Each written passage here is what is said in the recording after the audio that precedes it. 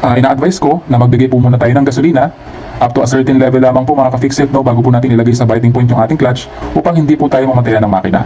So we hold the clutch biting point for about 3 to 5 seconds hanggang sa makarating yung ating sasakyan sa walking pace, about 10 kilometers per hour, din pwede na po natin bitawan yung ating clutch all the way up. Okay?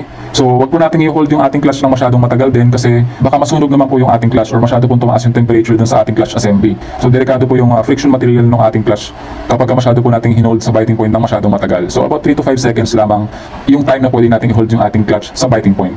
Okay mga ka-fix it? Meron lamang po akong precautionary measure dito. Wag po tayo masyado magbibigay ng mas mataas na rev sa ating makina, about sabihin na lamang natin na 3,000 RPM, 3K RPM. It's a big no-no dahil masyado pong magiging mataas yung rev at masyadong magiging malakas po yung power na ibibigay po ng engine. Na pag nagbigay po tayo ng 3,000 RPM na gasolina sa ating makina, masyado pong mataas yung rev na yon, then sasalubungin po natin ng clutch biting point at the peak of that power.